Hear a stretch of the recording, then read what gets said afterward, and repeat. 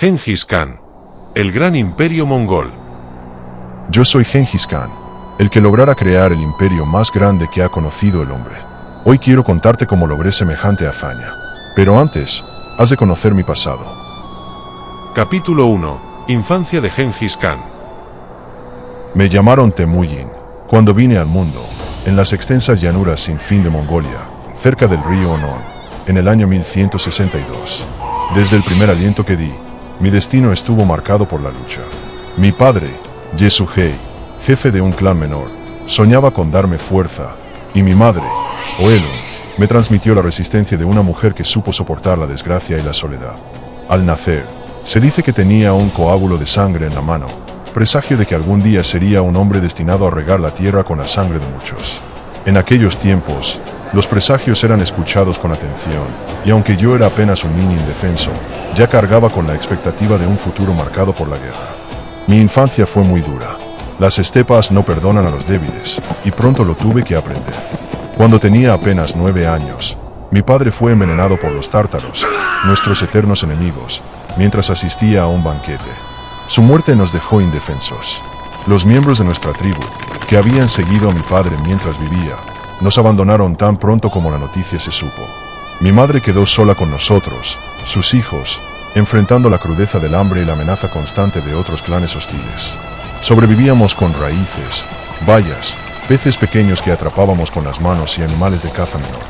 En esos días de miseria entendí que el mundo no concede nada, que la fuerza es lo único que asegura la vida, y que un pueblo dividido es un pueblo condenado. Tuve que aprender a ser despiadado incluso con los míos. Mi hermano Vecter, mayor que yo, quiso imponerse sobre nosotros y arrebatarme el liderazgo natural que yo empezaba a ejercer. Él representaba una amenaza para la cohesión de nuestra familia, y junto a mi hermano Khazar lo maté. No fue un acto fácil para un joven, pero comprendí que en la estepa no hay espacio para la duda.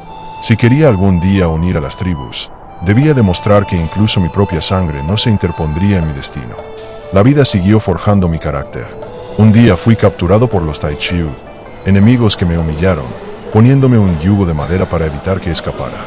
Sin embargo, logré huir gracias a la compasión de un guardia y a mi poder de persuasión. Cada prueba me hacía más fuerte, cada humillación que sufría era un recordatorio de que debía luchar hasta convertirme en alguien que nadie jamás pudiera someter. Aunque me dejase la vida en el intento, poco a poco, fui reuniendo seguidores. No prometía riquezas inmediatas ni me apoyaba en mi linaje. Lo que ofrecía era justicia y mérito. En mi campamento, no importaba si eras hijo de un noble o de un pastor pobre. Si luchabas con valentía, podías ascender. Si cumplías con lealtad, recibirías recompensa. Esta manera de organizar las cosas atrajo a muchos hombres que habían sufrido la arrogancia de otros jefes tribales que abusaban de los suyos. Fue así como empecé a levantar los cimientos de un ejército disciplinado, dividido en decenas, centenas, millares y decenas de millares, cada grupo, con un líder responsable ante mí. Capítulo 2. Campaña para unificar las tribus mongolas. Cuando mi ejército estuvo formado, emprendí la campaña para unificar las tribus de la estepa. Supe desde el primer momento que no sería una guerra convencional, sino un desafío que pondría a prueba no solo mi fuerza, sino mi astucia, mi paciencia y mi capacidad para entender el corazón de mi propio pueblo. La estepa estaba dividida. Los nómadas vivían dispersos. Cada clan defendía su ganado, sus tierras y su honor, y cada alianza podía romperse en un instante por la venganza, los celos o la codicia. Mi objetivo no era simplemente conquistar, sino convencer a cada tribu de que unirse bajo un solo Khan era la única manera de sobrevivir y prosperar en aquellas tierras vastas y despiadadas. El primer paso fue enfrentarme a mis rivales más cercanos, aquellos que, como yo, tenían ambición y seguidores. Los tártaros, los merquitas, los naimanos y Jamuka, quien había sido mi aliado en la juventud y luego mi rival. Cada enfrentamiento no era solo un combate de espadas y flechas, sino un enfrentamiento de voluntades. Debía demostrar que yo tenía la fuerza suficiente para proteger a mis hombres, pero también la inteligencia para organizar una confederación duradera. No bastaba convencerlos, debía conseguirlo de manera que comprendieran que rendirse a mi autoridad no era humillación, sino la única opción sensata para sobrevivir. Los merquitas fueron uno de los primeros grandes desafíos. Sus jinetes eran muy fuertes, sus arqueros precisos y sus estrategias de emboscada legendarias en la estepa. Cuando los enfrenté, envié avanzadas para hostigar sus caballos y ganado, mientras yo maniobraba mi ejército para cortarles las rutas de escape. La batalla no se decidió de inmediato. Tuvimos días de escaramuzas, de ataques rápidos y de retiradas calculadas. Mis hombres aprendieron a coordinarse con precisión, atacando desde varios flancos, confundiendo al enemigo y rompiendo sus formaciones. Finalmente, los merquitas comprendieron que no podían resistir la combinación de disciplina, velocidad y estrategia mongola. Su rendición no fue fruto del miedo únicamente, sino del reconocimiento de que, bajo un solo Khan, podían unirse a un poder mayor y sobrevivir. Mi rival más peligroso fue Jamuka. Él había reunido a varias tribus bajo su mando y se consideraba mi igual, quizá incluso superior. Nuestra confrontación fue más que un enfrentamiento militar. Fue una prueba de liderazgo y lealtad. Ambos entendíamos las reglas de la estepa. La traición podía surgir en cualquier momento, y cada guerrero evaluaba a quién sería más fuerte antes de comprometerse. Cuando nos enfrentamos yo no solo confié en la fuerza bruta, sino en estrategias que dividieron su ejército. Dividí sus fuerzas con ataques rápidos de caballería ligera, aislando su infantería y obligándolos a rendirse uno por uno. Al final, Jamuka fue derrotado, y aunque pude ejecutar su liderazgo de manera ritual, elegí mostrar clemencia a muchos de sus seguidores, integrándolos en mis filas. Esto creó una lealtad más profunda que la que se obtiene solo con miedo. Así comprendieron que un Khan, que premia la valentía y la disciplina, es un Khan digno de seguir. Los naimanos fueron otro desafío considerable. Su territorio estaba protegido por colinas y ríos, y confiaban ciegamente en su posición estratégica para defenderse. Sin embargo, yo sabía que la movilidad mongola podía superar cualquier obstáculo natural. Movilicé mis tropas en varias columnas para atacar los flancos. Varias unidades se movían por rutas separadas para aparecer simultáneamente ante el enemigo, cerrando cualquier posible vía de escape. Durante los enfrentamientos, mis arqueros a caballo demostraron su superioridad. Disparábamos mientras cabalgábamos, manteniendo así al enemigo en constante movimiento. Esto agotaba a sus hombres y animales. Cada victoria nuestra dividía sus defensas y obligaba a las tribus restantes a reconsiderar su resistencia.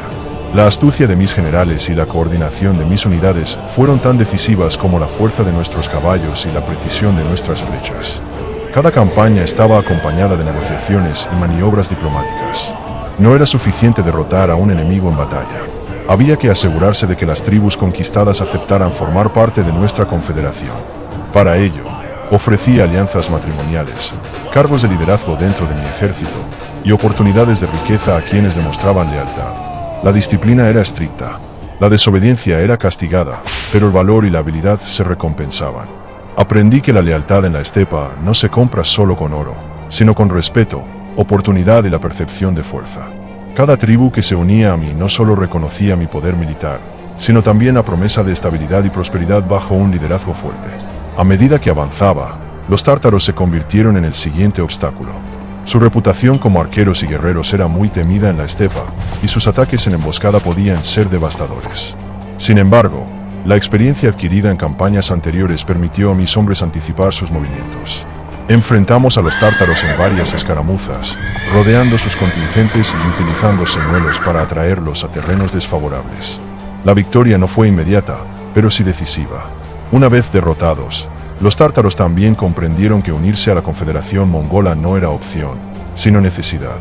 Durante todas estas campañas, desarrollé nuevas tácticas que luego se convertirían en la base de las victorias mongolas en otras partes del mundo. Aprendimos a mover ejércitos grandes sin perder velocidad, a coordinar ataques simultáneos en varios frentes, a usar la sorpresa y la psicología para quebrar la moral enemiga antes de que comenzara el combate directo. La comunicación entre unidades se convirtió en clave. Cada mensajero, cada señal visual y cada timbre de cuerno tenía un propósito, permitiendo que un ejército de decenas de miles se moviera como una sola entidad. La unificación de las tribus también implicó enfrentar rebeliones internas. Siempre existían clanes que dudaban de mi liderazgo, que buscaban desafiarme una vez que mis campañas se alejaban de su territorio. Esas rebeliones fueron tratadas con rapidez y severidad.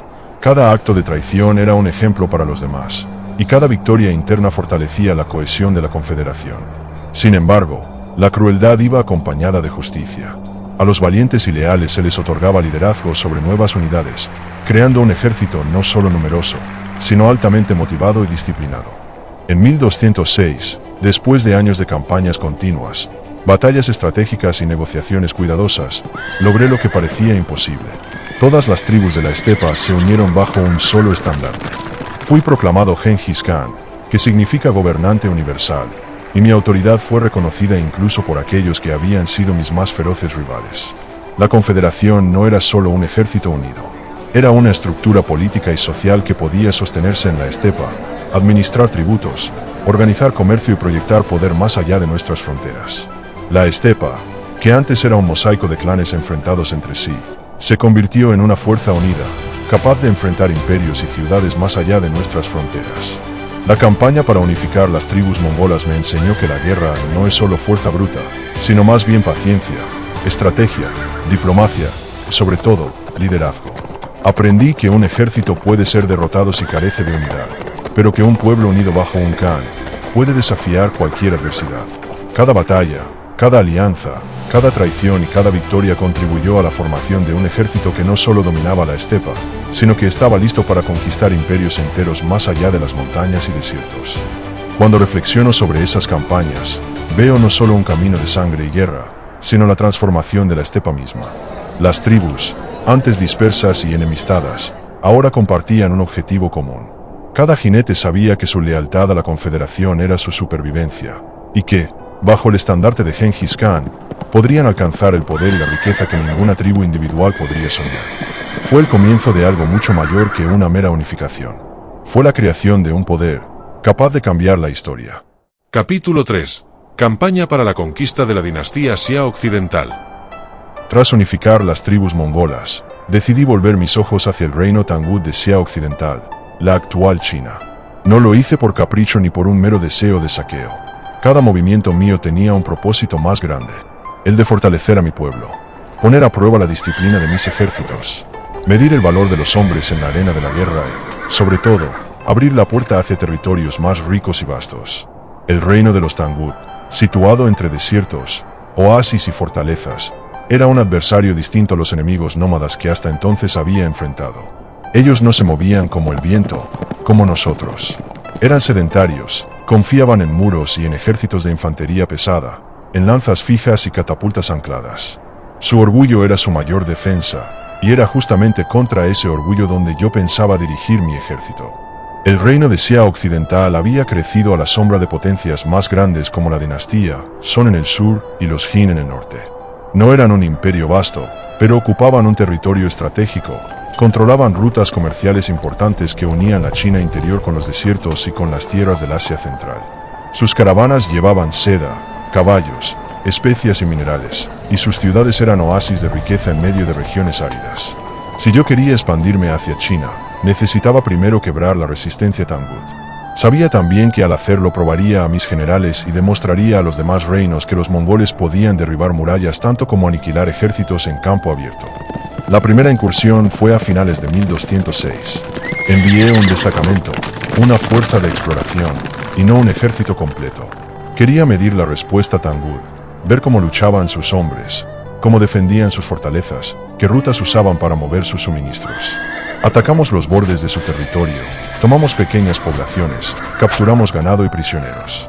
Fue una expedición rápida, como una lanza que entra y sale sin quedarse trabada. Los Tangut ofrecieron resistencia, pero no fueron capaces de concentrar sus fuerzas a tiempo. Esa campaña me reveló lo que necesitaba. Sus defensas eran rígidas, confiaban demasiado en sus murallas y fortificaciones, lo cual significaba que en campo abierto yo podía vencerlos. En 1207 volvimos con más hombres, esta vez con la intención de causar un impacto mayor. Envié a mis generales a atacar en distintos puntos, como garras que se clavan en un animal hasta desgarrarlo. Nuestras fuerzas se movieron rápidas, cruzando desiertos y ríos, siempre buscando sorprender. Fue entonces cuando comprendí que los Tangut, pese a su riqueza y organización, no tenían la movilidad necesaria para responder a los mongoles. Sus ejércitos eran lentos, dependían de abastecimiento fijo y no podían perseguirnos.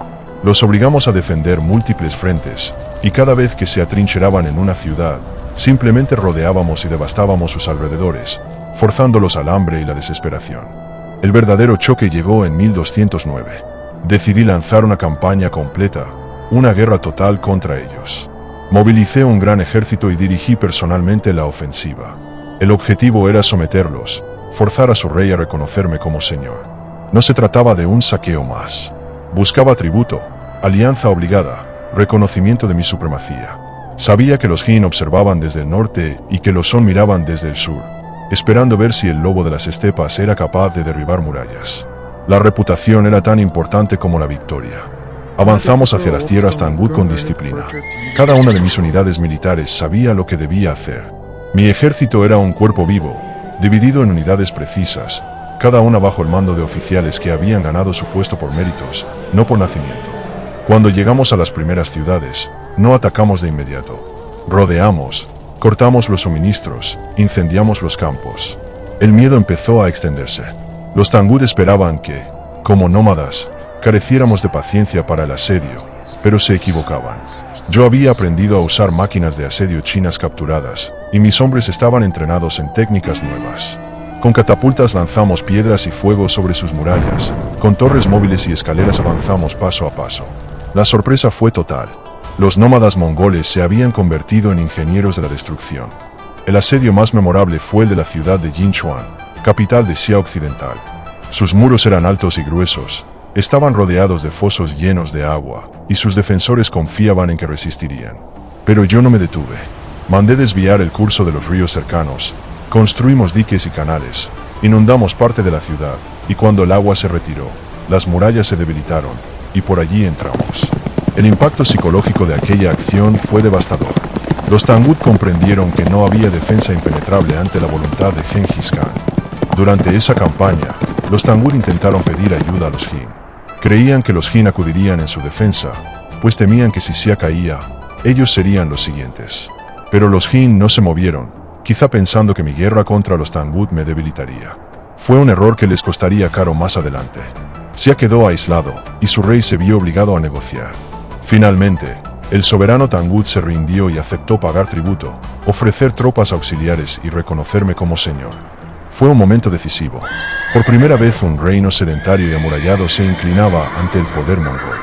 Yo regresé a mis tierras satisfecho, sabiendo que la reputación de mi ejército se había multiplicado. La campaña contra Xia Occidental me enseñó que la guerra no es solo cabalgar y disparar flechas, sino también paciencia, cálculo, logística, ingeniería. Aprendí a usar el agua como arma, a convertir la naturaleza misma en aliada de mi ejército. Comprendí que los reinos sedentarios, por ricos que fueran, eran vulnerables porque carecían de movilidad, porque confiaban demasiado en sus muros. Allí también consolidé la disciplina de mis hombres. No eran bandas de saqueadores, eran un ejército organizado, capaz de sostener asedios largos y operaciones complejas. Los Tangut fueron los primeros en caer, y aunque no fueron los más grandes ni los más poderosos, su derrota marcó el comienzo de mi expansión hacia China y más allá. Fue en esas campañas donde probé a mis generales, donde nombres como Subotai y Hebe brillaron con astucia y ferocidad. Fue allí donde forjamos la combinación de terror y eficacia que abriría las puertas de imperios enteros. Cuando pienso la campaña contra Xia Occidental, no la recuerdo solo como una victoria militar, sino como el primer paso en el camino hacia la creación de un imperio universal. Allí aprendimos que el mundo era más grande que la estepa, que había ciudades con riquezas incalculables, pero también que ningún muro podía detener la voluntad mongola.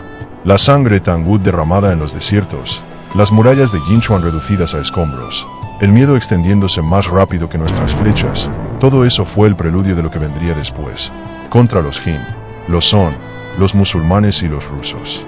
La campaña contra Xia Occidental no fue solo un capítulo, fue la prueba inicial, la fragua donde templamos el acero de nuestro poder. Allí quedó sellada la verdad que siempre repetí a mis hombres. No hay enemigo invencible, no hay ciudad inexpugnable, no hay reino seguro mientras el espíritu mongol cabalgue con decisión. Y así lo hicimos, con las lanzas en alto, con el viento de la estepa empujándonos, con la certeza de que el destino nos había marcado para dominar el mundo. Capítulo 4. Campaña para la conquista de la dinastía Jin. Tras haber conquistado Xia, no dudé en cuál sería mi siguiente objetivo. La dinastía Jin.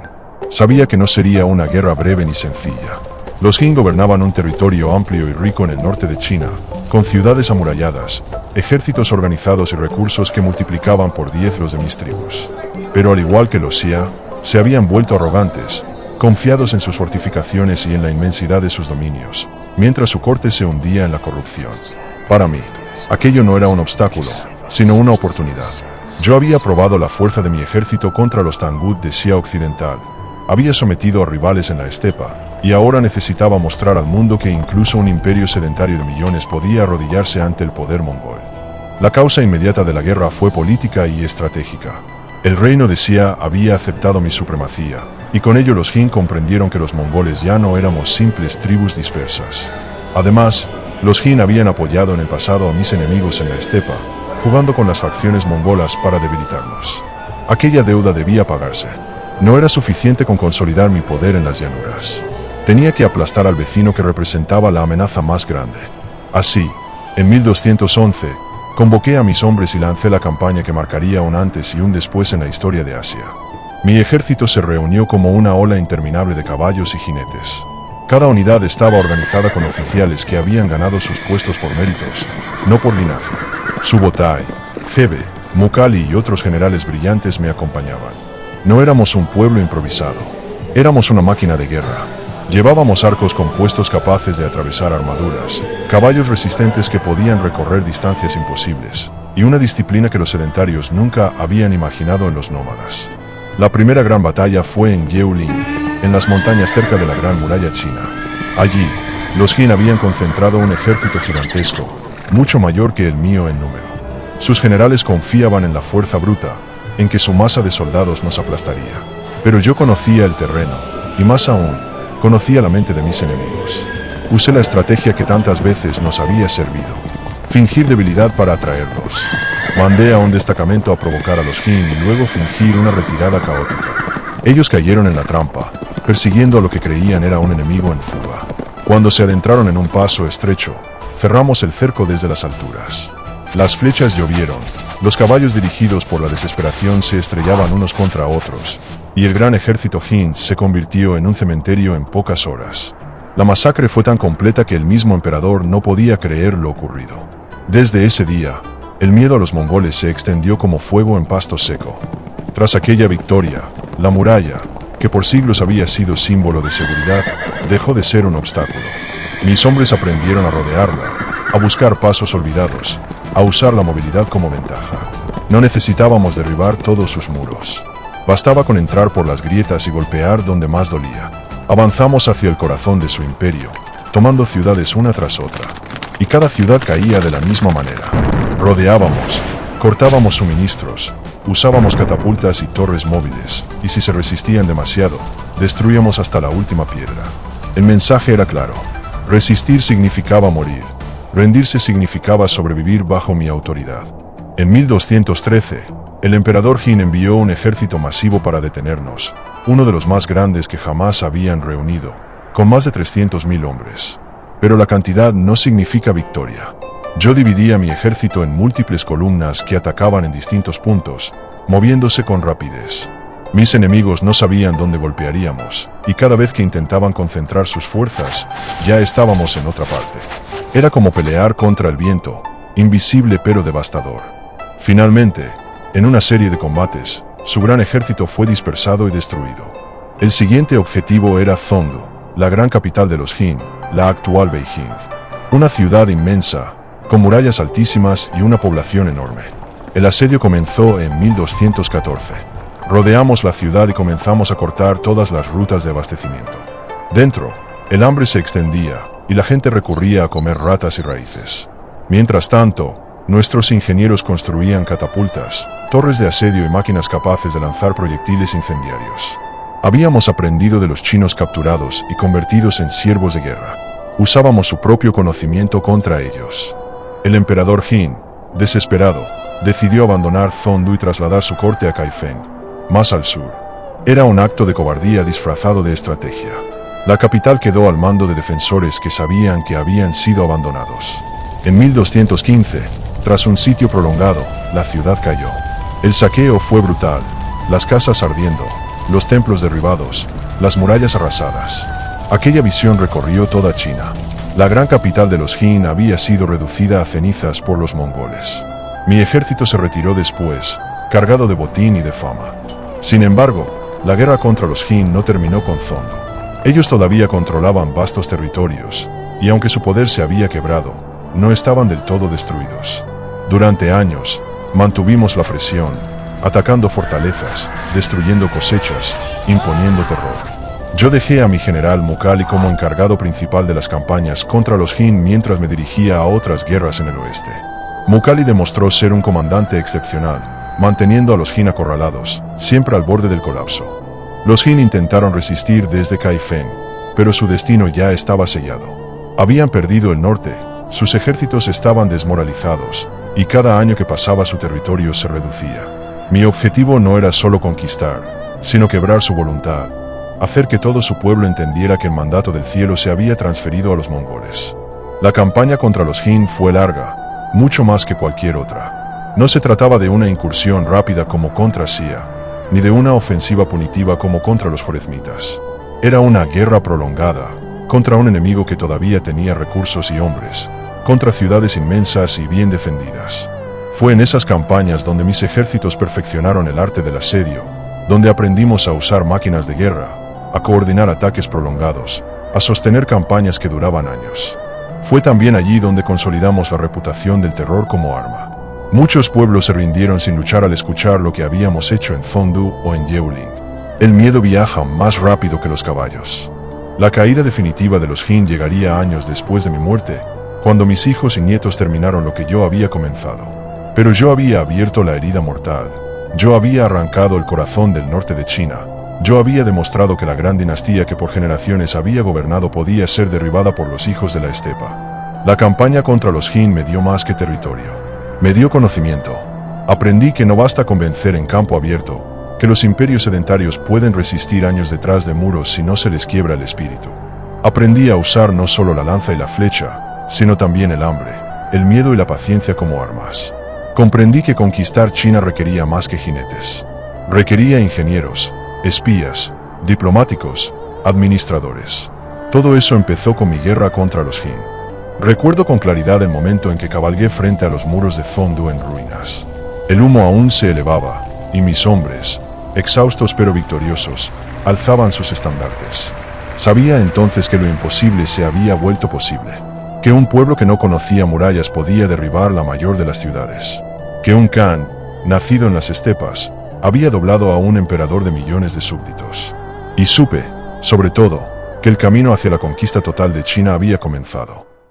Capítulo 5. Campaña para la conquista del Imperio Joresmita. Mientras mis generales mantenían la presión sobre la dinastía Jin, yo dirigí un ejército hacia Irán. Cuando recuerdo la campaña contra el Imperio Joresmita, pienso en ella como en una tormenta desatada. Una tormenta que no nació de mi ambición inmediata, sino de una afrenta que ningún gobernante verdadero podía dejar impune. No fui yo quien buscó primero el conflicto. Fui yo quien envió la mano de la amistad. Pero cuando esa mano fue mutilada y escupida, cuando mis embajadores fueron asesinados y humillados, entonces comprendí que no quedaba otra salida que desatar toda la furia de mis ejércitos contra aquel imperio. El Shah Muhammad de Jorasmia creía gobernar un reino poderoso.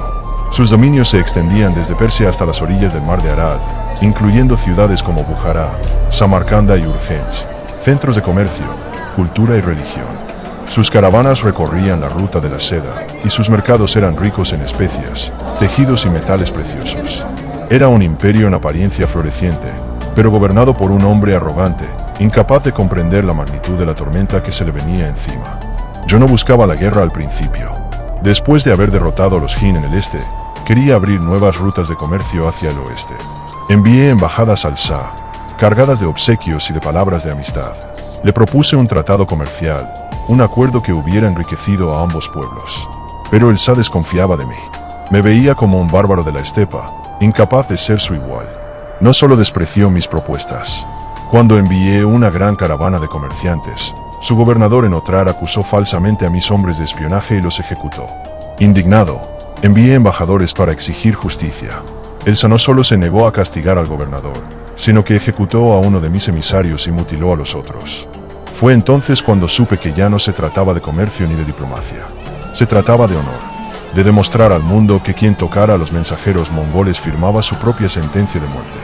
Reuní a mi ejército en 1219, y lo que lancé contra Jorasmia no fue una simple expedición, fue una marea de destrucción calculada. Tenía alrededor de 200.000 hombres, organizados en unidades disciplinadas, con mis mejores generales. Subotai, Gebe, Yochi, Chagatai y Ojeda. Sabía que para vencer a un imperio de tantas ciudades no bastaba con cabalgar y disparar flechas. Necesitábamos asedios prolongados, ingenieros, logística impecable.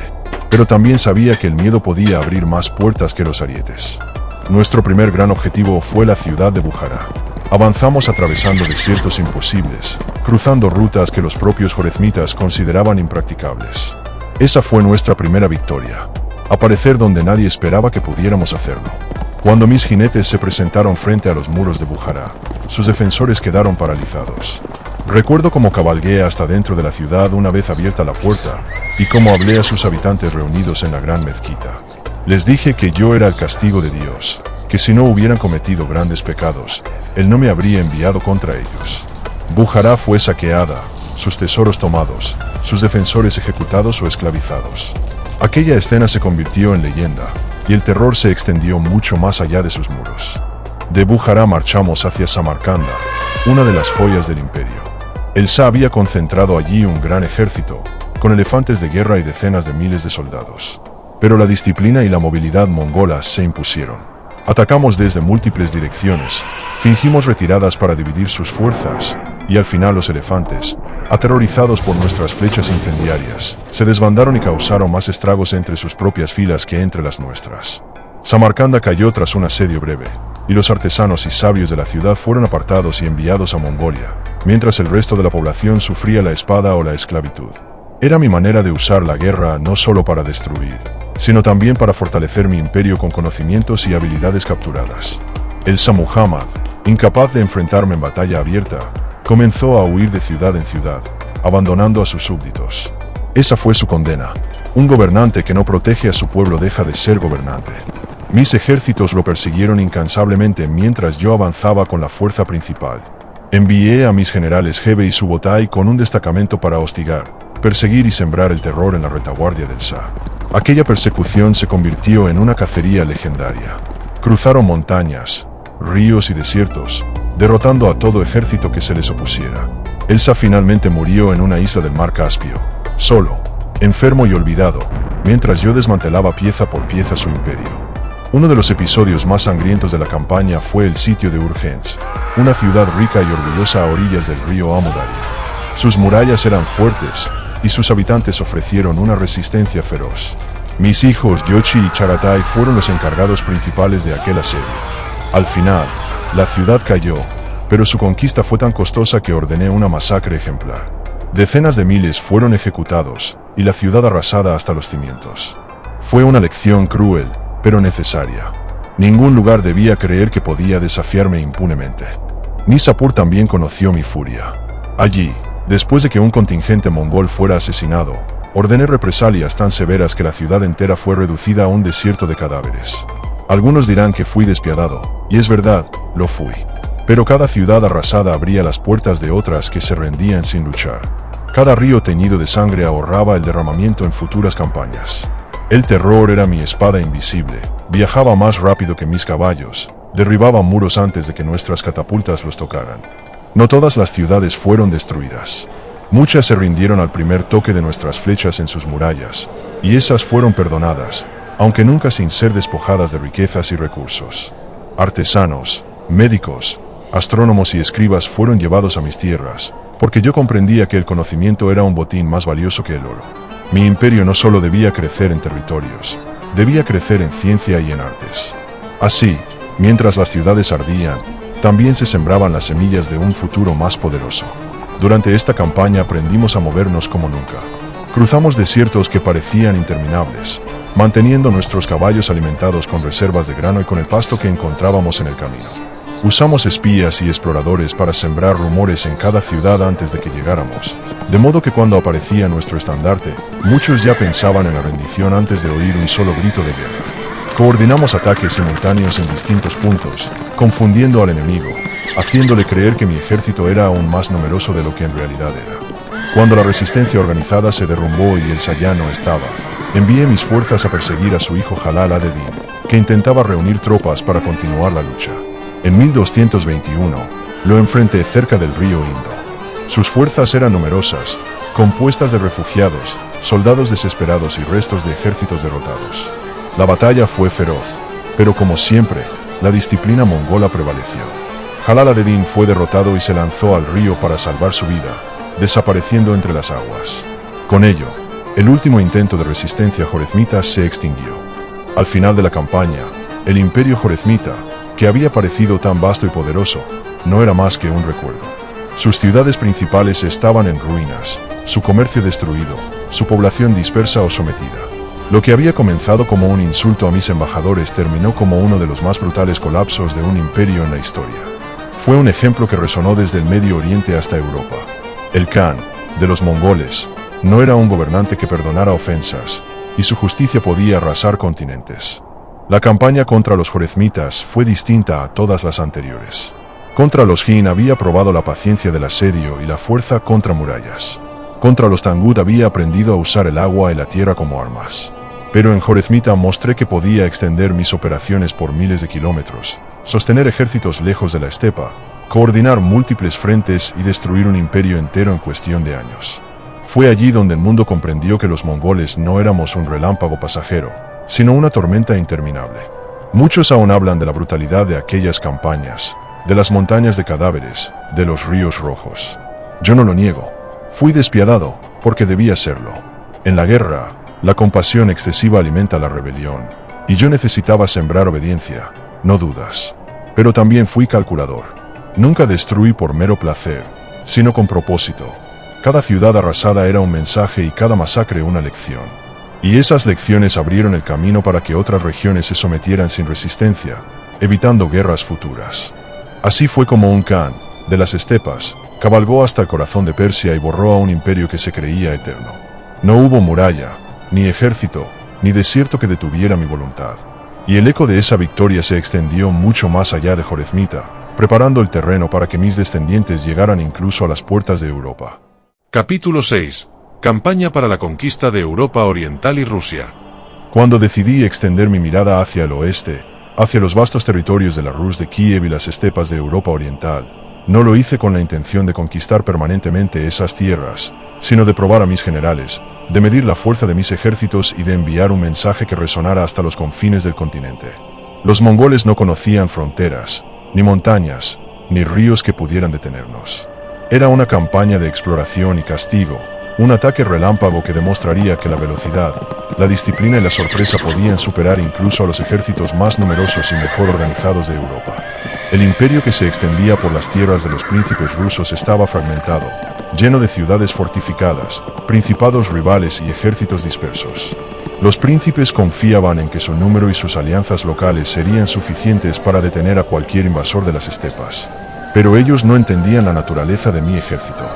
La campaña comenzó en 1221, aunque los primeros enfrentamientos efectivos ocurrieron en las fronteras del Cáucaso y el río Don. Mis generales Gebe y Subotai lideraron las fuerzas avanzadas, avanzando por territorios desconocidos para nosotros, cruzando montañas, ríos y bosques densos. Cada paso estaba calculado.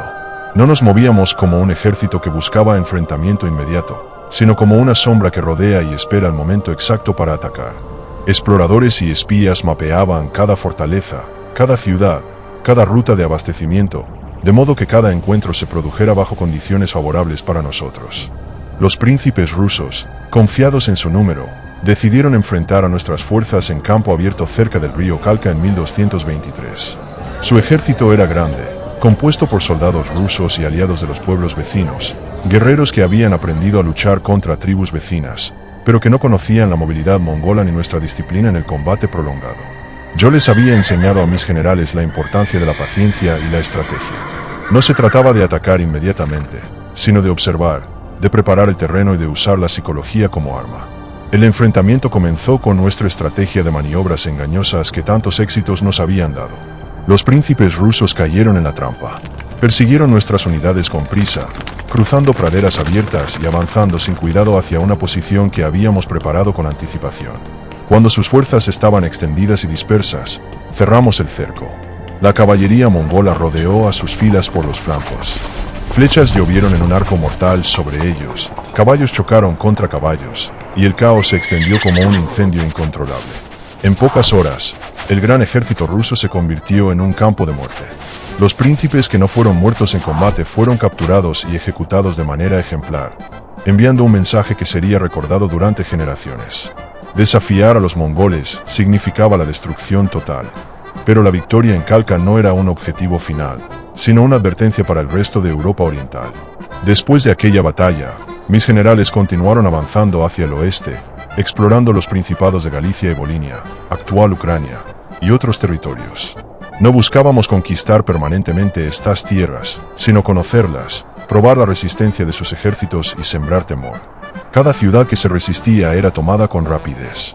Los muros eran escalados, las puertas derribadas y los ejércitos locales dispersados. Mis hombres demostraron una capacidad única de coordinar ataques desde múltiples direcciones, algo que los ejércitos locales nunca habían enfrentado.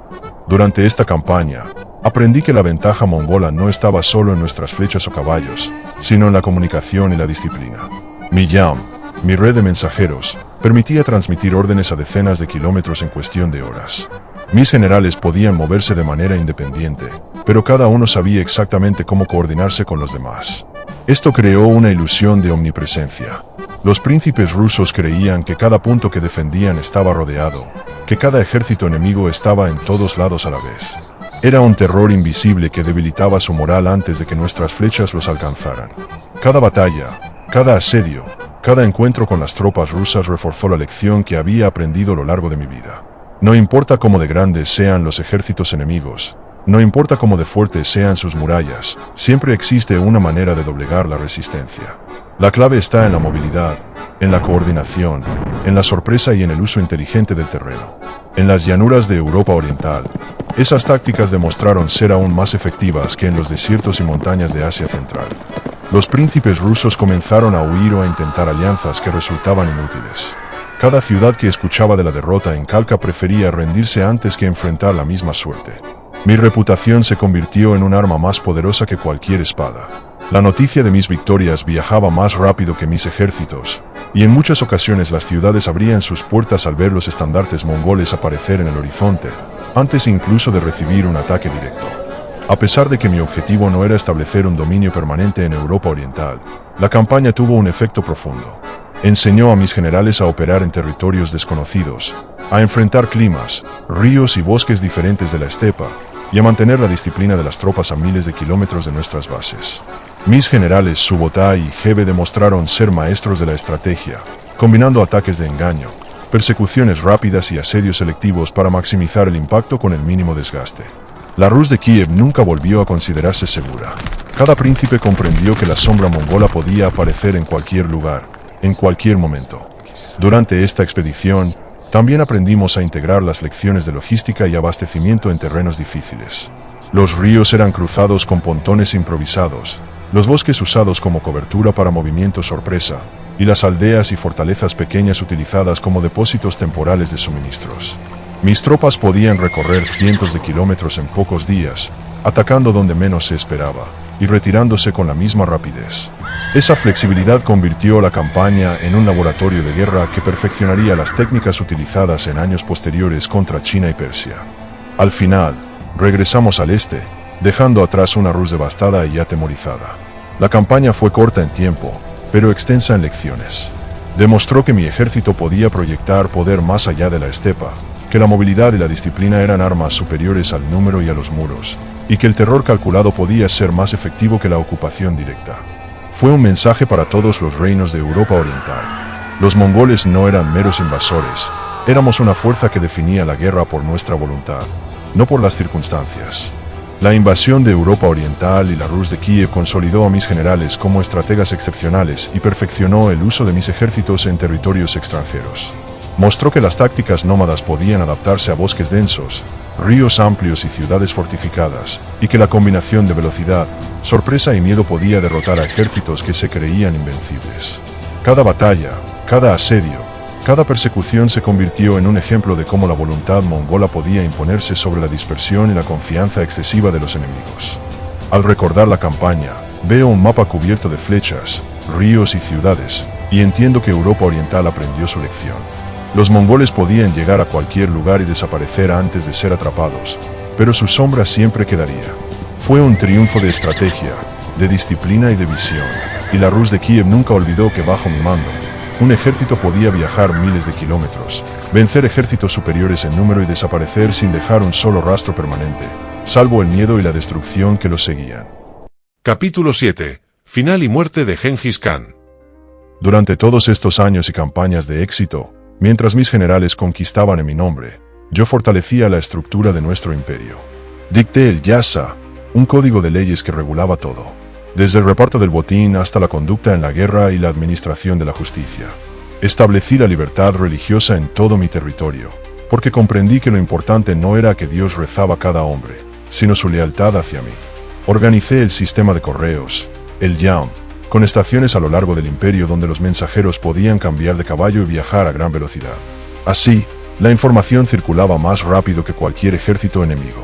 Creé también una red de espías e informantes, porque sabía que el conocimiento es tan necesario como la lealtad. Años más tarde, los Tangut de Xia Occidental cometieron el error de desafiarme. Durante una de mis campañas hacia el oeste, pedí su apoyo en forma de tropas, pues eran mis vasallos. Ellos se negaron, quizá pensando que yo estaba demasiado lejos, que mis ejércitos estaban ocupados, que mi poder se había dispersado. No comprendieron que una afrenta así no podía quedar sin respuesta. La desobediencia de un vasallo era un mal ejemplo, y yo no permitía ejemplos que debilitaran mi autoridad. En 1226 lancé mi última campaña contra ellos. Esta vez no habría piedad ni tributo que bastara. Mi ejército avanzó con rapidez, atravesando desiertos abrasadores y cordilleras. Atacamos sus ciudades una tras otra, arrasando campos, incendiando fortalezas. Los Tangut ofrecieron resistencia desesperada, pero estaban solos. Ningún vecino acudió en su ayuda, porque todos temían mi furia o estaban demasiado débiles. Cada batalla que libraron fue un fracaso. Sus ejércitos eran aniquilados, sus jinetes no podían igualar a los míos, y sus infantes eran presa fácil para las lluvias de flechas. Asediamos nuevamente Jinchuan, y esta vez la destrucción fue total. No se trataba de someterlos, sino de borrarlos como reino independiente. Los muros cayeron, las casas ardieron, y su dinastía fue aniquilada. El soberano Tangut murió sin poder negociar, y su pueblo quedó reducido a cenizas. Con esa campaña, envié un mensaje al mundo: la obediencia debía ser absoluta, y quien se rebelara sería borrado de la faz de la tierra. Ya en mis últimos años, el peso de las batallas comenzó a sentirse en mi cuerpo. Sufrí caídas de caballo y enfermedades que me recordaban que incluso el más grande de los hombres no escapa al destino. Pero nunca temía la muerte. Sabía que aunque mi cuerpo caería, mi obra perduraría. Había unido a las tribus mongolas, que antes vivían en continua guerra entre sí. Había creado un imperio que se extendía desde el Mar Amarillo hasta el Mar Caspio, y aunque yo no lo vería, mis hijos y nietos llevarían nuestras banderas aún más lejos, hasta las murallas de Viena y los desiertos de Siria. Cuando pienso en mi vida, no me considero solo un conquistador. Sí, destruí ciudades, arrasé ejércitos, hice temblar a reinos enteros. Pero también abrí caminos de comercio entre Oriente y Occidente, permití que diversas religiones coexistieran bajo un mismo imperio, establecí leyes que daban orden a un mundo caótico. Yo, Temujin, el llamado Gengis Khan, fui más que un hombre.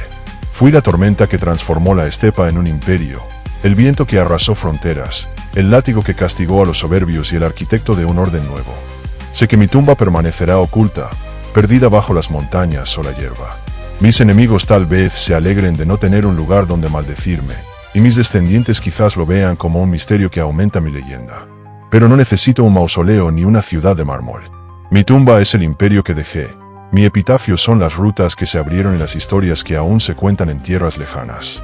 Y cuando el viento sopla sobre la estepa, siento que aún cabalgo con mis guerreros, que mi espíritu no descansa, que sigo vigilando desde las alturas, recordando a todos que un niño abandonado en la estepa pudo alzarse hasta convertirse en señor del mundo conocido.